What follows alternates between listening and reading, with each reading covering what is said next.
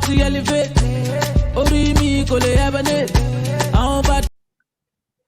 Hello, ladies and gentlemen. Welcome to the Two Brothers channel.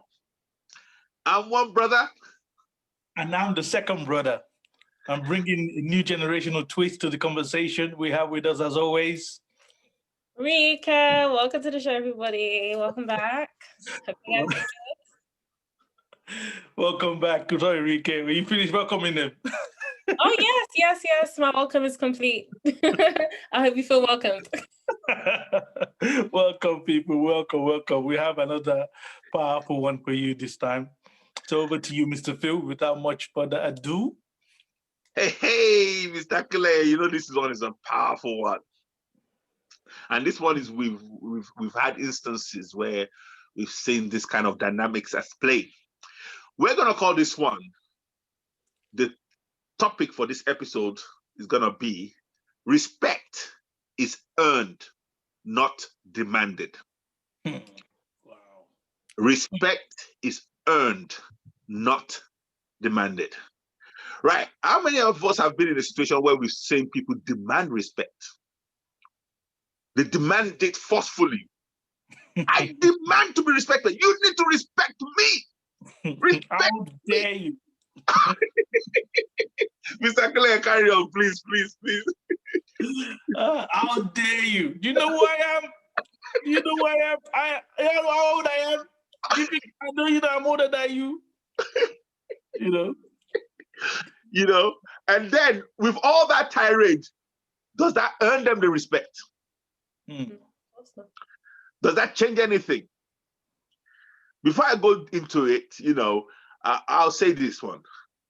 People can pretend to respect you. People can act like they respect you. People can even say that they respect you. You can't die. Why are you laughing, Rika? Oh, nothing in particular. Okay. Well, I'm coming to you in a minute. People can pretend to respect you. People can act like they respect you, but it doesn't mean they respect you. What is important is all of us understanding on this personal development journey that whatever respect that we enjoy or we experience is for real. Whatever, if that respect is for real, it is every bit the one that we've earned. What do you think, Mr. Clay?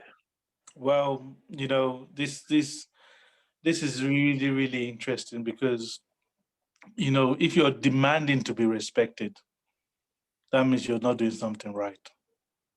If that conversation has to come up, that you have to demand it, then that means, okay, you've already lost it. Because people will naturally respect you when you do the right things, when you behave in the right way, and they see you as somebody that is for them and not against them. Now that is something that again comes with competence. So it's your job, is your work to make sure that you're competent and you know what you're talking about and you're talking sense. Because we're all adults. Everybody's looking to get something done, and especially I'm just thinking about workplaces, in the working environment, there's no children there. So everybody's an adult. So when you're making decisions and you're making the hard decisions, and the way you talk and the way you behave, people will challenge you, yes. People will come with ulterior motives, yes. But when they see the way that you handle situations and you handle people, then they will naturally respect you. And that comes from, again, because of the channel, people skills, personal development, understanding people, and knowing how to get people on your side without, just influencing people in the right way. You being on the right side of the way things work and influencing other people. And paying the price, because there's a price to be paid to get people to respect you. It's not just, you're not just born into it. We're not all Prince Charles, unfortunately. Well, fortunately for him, I don't even know whether it's fortunate for him. Some people don't even. Some people actually. That's actually a good idea, good example, because some people actually only respect Prince Charles to the level that is earned. Then the rest is pretended. Will pretend to respect you because you're the prince. You understand what I'm saying? But the people that really respect him, they either respect him because they've served with him in the army. They either you understand what I'm saying? So back to you, Mr. Clay. Yeah, definitely. You have a good point there, because people might not respect you, but pretend to respect you because of the office you hold. And when we think about Donald Trump, you're thinking, how is that going to work? The leader of the free world, acting like a baby, and people just say, if you don't respect me, respect the presidency, respect the office. Okay, so people might pretend to respect you because of the office you hold, but ultimately, you still have to do some work to gain their true respect. So back to you, Mr. Phil. Okay, actually, Rike, what do you think? Well, I agree. Respect is definitely earned. In the past year, I've experienced somebody coming to explain to me why one of my staff, one of my colleagues, should be respecting them. And I told the guy, hey, no, respect is earned. You can't just demand, just because that somebody is here to provide a service for you, that they respect you. When did you earn the respect? And why should he respect you? And the guy, he's like a amateur boxer, so he was already very egotistical, very boisterous, like, no, I demand it, he has to respect me. And I told him straight up, that's not the case, darling. You see, me and you, we have to treat each other. Okay, so for me, this is a given. Everybody has to treat each other with integrity. That just means you treat people how you would like to be treated. You treat people fairly and kindly, and you act cordial.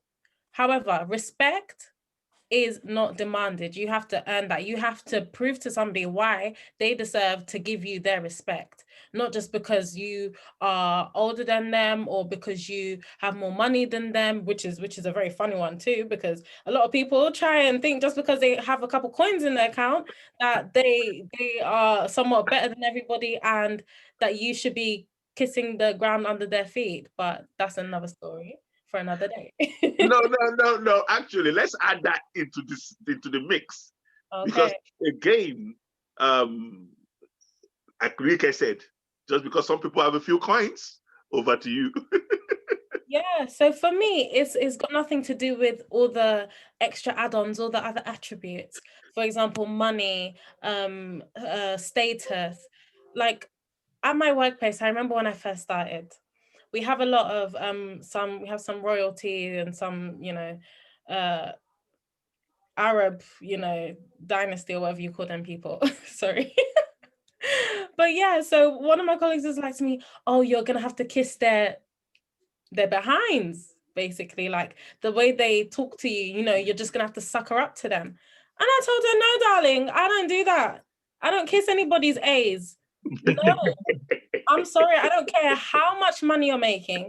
I don't care where you come from, but I ain't kissing nobody's backside, because I respect me, and because I respect myself doesn't mean I'm going to demand this respect from you, but I'm going to carry myself in a way that shows you how I would like to be treated, So with that scenario, I remember these people, they must have traveled back from whichever Arabian country they come from. Some are from Kuwait.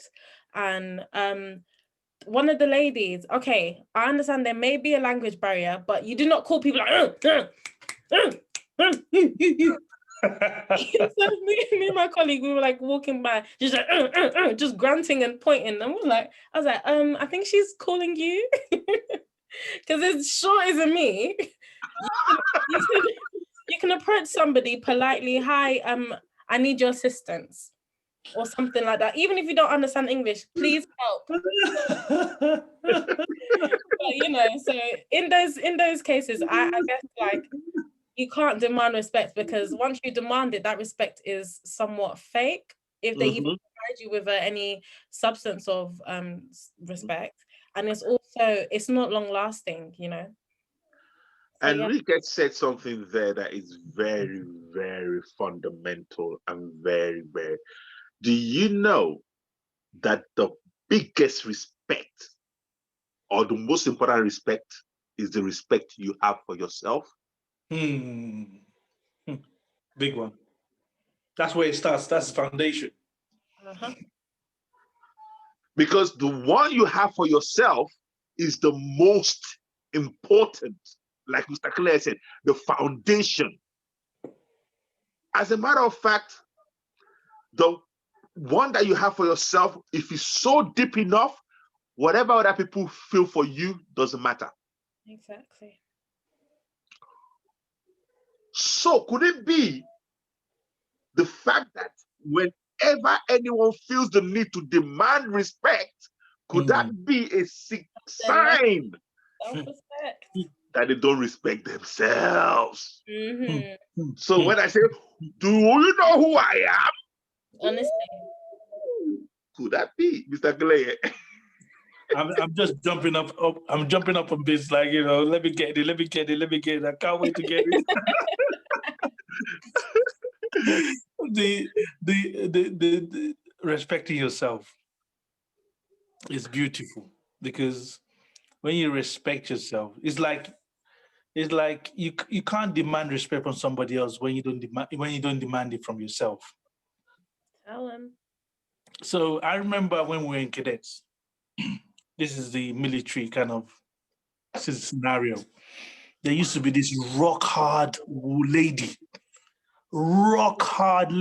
She was a warrant officer, an adult warrant officer, which is like she used to bust all the kids, and everybody was scared of this woman, right?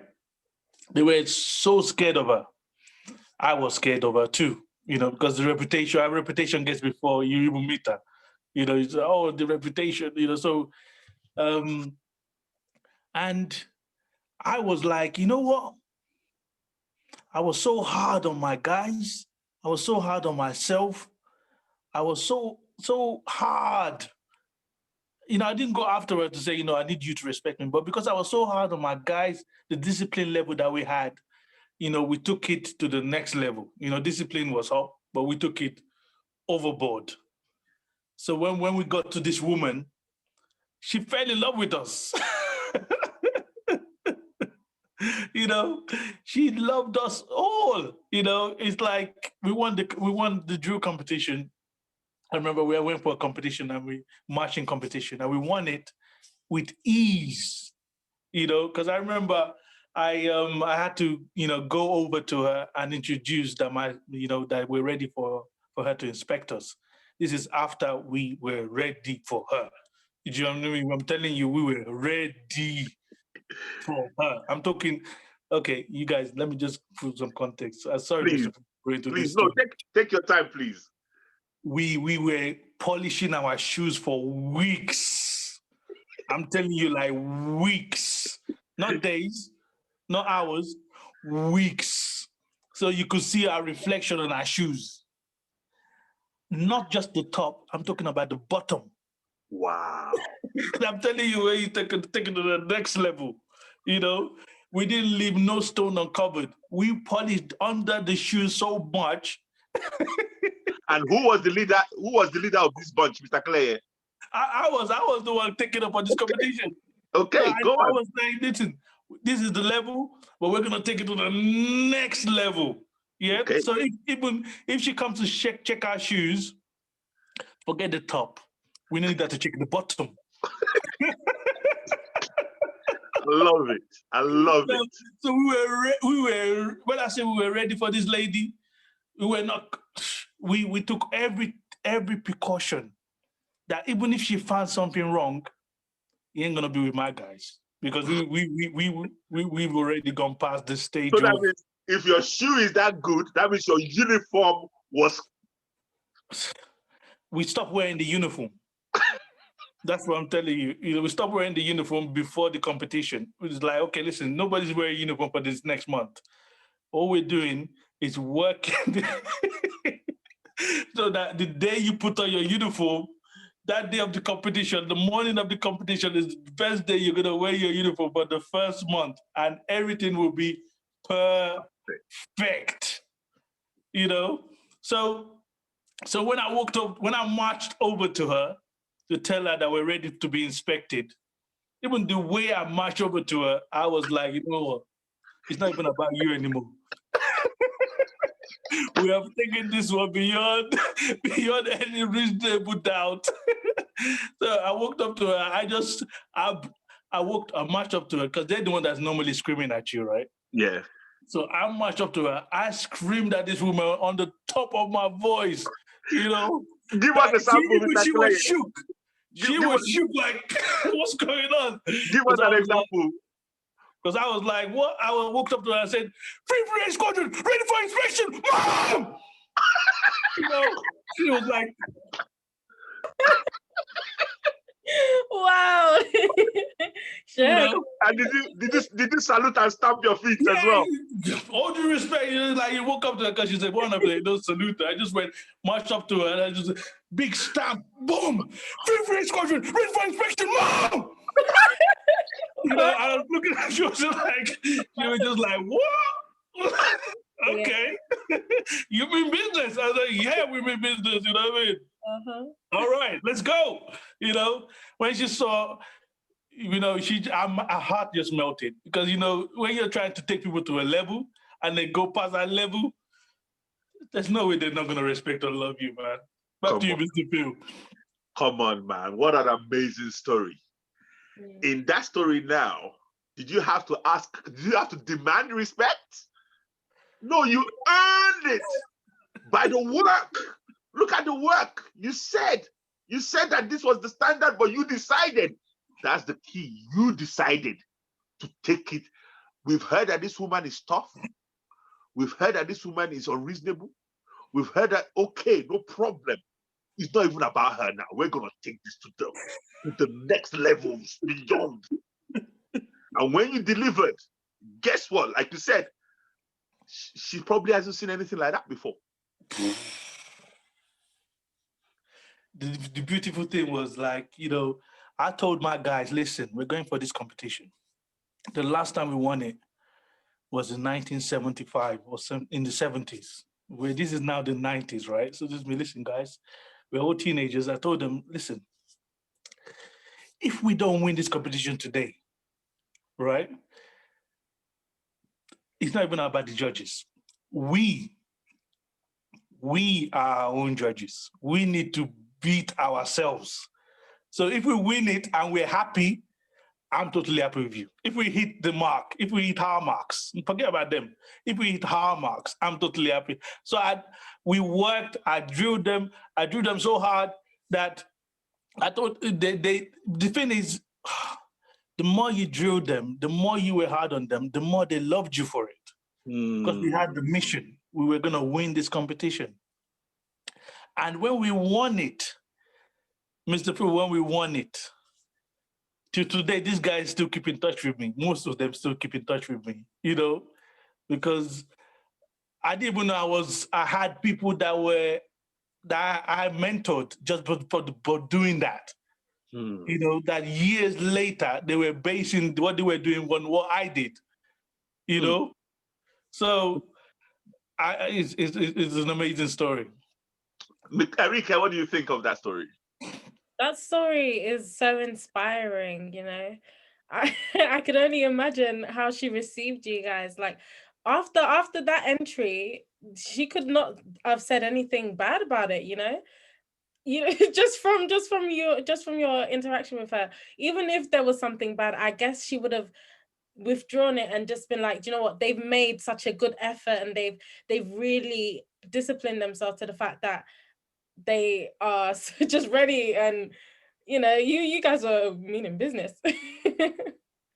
And the thing is, I can relate a little because I did spend some time in the Sea Cadets, and they were hard on us. I remember standing outside in the cold, and I don't like the cold, so that's number one. But they used to get us to stand outside the cold in salute position just to raise a flag, you know, and you have to be tip top. They taught us how to you know, really iron our uniforms and polish our shoes. So I can empathize with the shoe polishing. But I never knew you could polish under the shoe. So That's that it, is amazing. That is it. That's taking it to the next level where Honestly, you're polishing that one is under the. I've never heard of that. That is so inspiring, honestly. That you guys went that extra mile and you didn't have to demand the respect because you proved that, look, I'm willing to do whatever it takes in order for us to win. So, you know, it was well deserved.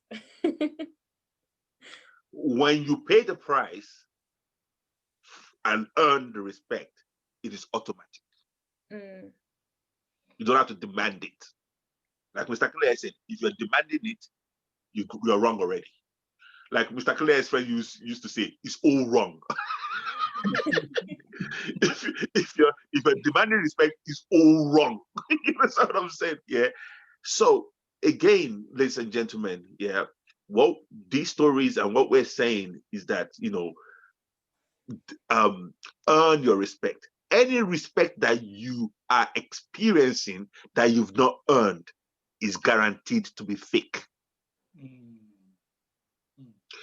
Just take that to the bank and be comfortable with the reality that going forward, any respect that you enjoy, be ready to earn it. If I'm even going to go through to some people will think this is a touchy subject. I don't expect my children to respect me solely because I'm their father.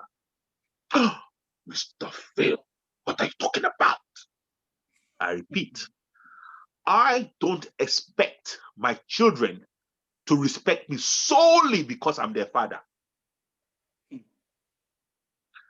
That's one portion, respect me because I'm your father, but I go beyond that. They respect me beyond the fact that I'm just their father. What am I talking about? I'm talking about earning their respect by my track record. Rika, you're nodding.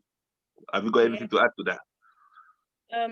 So, well, Dad, you're somebody that when you say something, you execute it. You know, you always under promise to over deliver. So that's just something that's been very inspiring, especially for me, where a lot of people have told me, "Oh, I'm gonna do this for you. Oh yeah, this is gonna happen," and till today, we're still waiting on the whole chicken. that's just irrelevant, but you know. Yeah, you've definitely earned our respect in terms like you never demanded it from us. You were always just a perfect role model, I guess. So it wasn't like you had to demand our respect. It was just a given, you know, you oozed the respect for yourself, which in turn allowed us to see you as somebody who we should respect and look up to. Not just because Mr. Claire, you heard me say that. Saying that I don't even expect my children to respect me solely because I'm their father. What are your thoughts on that? I think you're talking from experience with your parents. Those are my thoughts on that. I'm not involved, Mr. Clay. How do you say that? I went there. I'm not involved. I did not say that. Carry on.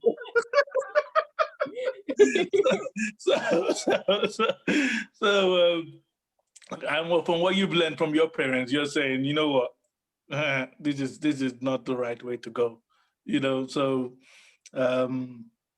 it's very important, especially for the children that we bring up, for us to see who they are, and not just see that, you know, because they are kids and the abuses that we went through being raised by parents, we need to now push it on them, because, you know, there's things that we can correct while we have a chance to correct it, rather than putting our next generation through the same thing we went through.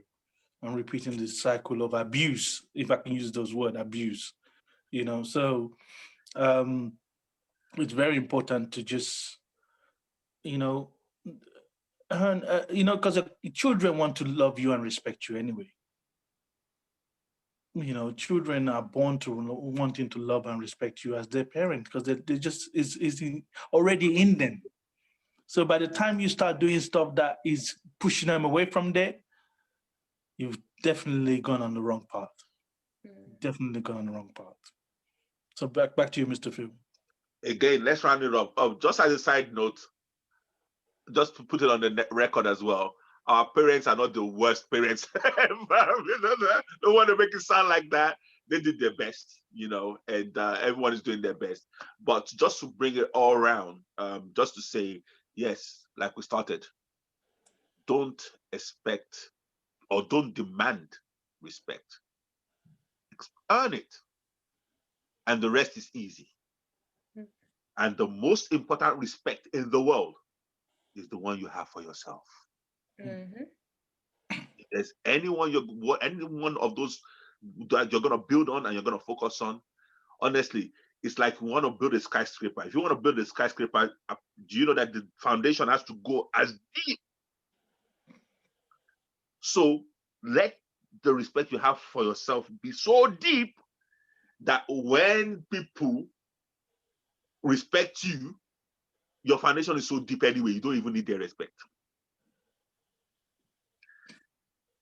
So on that note, I hope we have made a case that the healthy way to go about to respect is not to demand it, but to earn it. Mr. Claire, sorry. What are you going to say? I was going to hand it to Rika, and you will be the one to talk us out. Rika, sorry. Okay, so respect is it's not demanded. We can always try and drill that into everybody's ears, and you guys might get sick and tired of us telling you, but trust me, the satisfaction of earning respect rather than just trying to demand it is much more fulfilling, especially because it's long lasting. Once you've earned the respect, number one, of yourself, people are able to just see that you carry yourself in a certain way and you hold yourself to a high esteem, which in turn equates to their respect for you. Like, for me, I try and respect myself to the best that I can, and when I don't receive the same type of treatment which I give myself, I don't tolerate it, because if I'm holding myself to a certain esteem and just some rando person wants to diminish my character, then it's not needed, because I respect myself that much. That shows me that company is unwanted in my circle. So that's just another thing to add in terms of the respecting yourself and others. So yeah, everybody, peace and love like always, and hope to see you soon. And for Mr. Claire to give us the last words. So as I was just going to add the business side to this as well. Okay.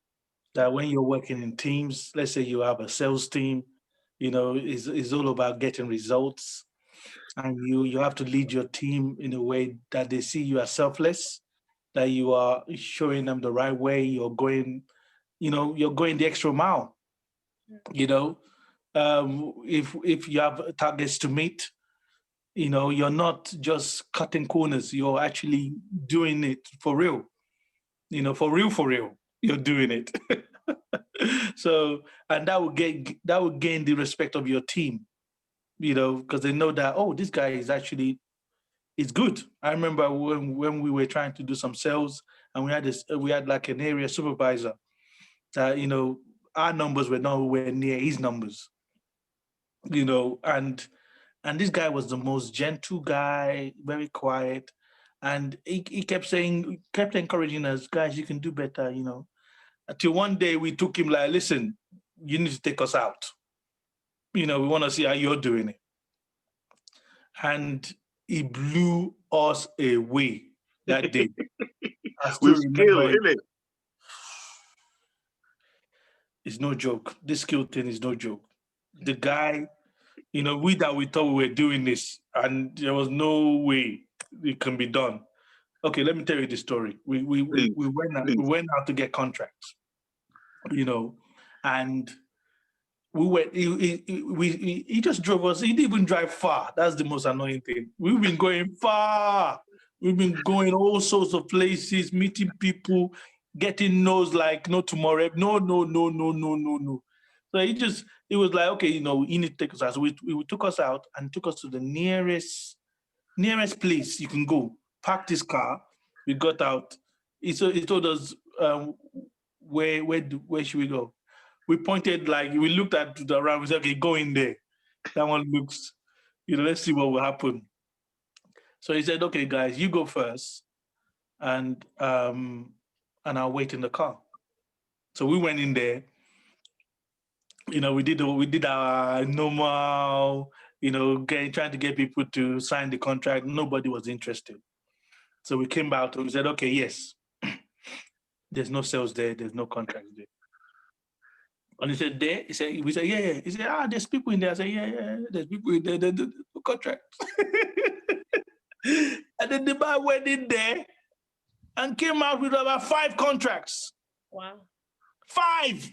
We went in there. It wasn't one person that went in. We were 3 of us that went in there. No contract. The guy was in his single one with his quiet self. Okay. Came in there. I was like, we're just looking at him like, how is that possible? You know what he did, Rike? He went in there. He said, because we're converting for electricity. So he said, does anybody, has the shop been converted? They said, no, the shop, they said, yeah, the shop has already been converted, so there's no contract there. Then he started asking each one of them, what about your house? Has your house been converted? What about your house? And he started converting over the houses. We did not even think house. We just thought shop. So on that note, Mr. Phil, let me pass it back to you. Mr. Love, bye everybody. Again, this is okay. I'm very tempted to actually just add a little bit to that, because this is where that story that Mr. Clare just told is where skill comes into play, and where skill earns respect. Your skill level is another thing that will earn the respect. So when you pay the price and you're for real, like Mr. Clare says, you don't have to worry about respect. It will be delivered because you've earned it. On that note, goodbye, everybody. Safe wave, goodbye, everybody.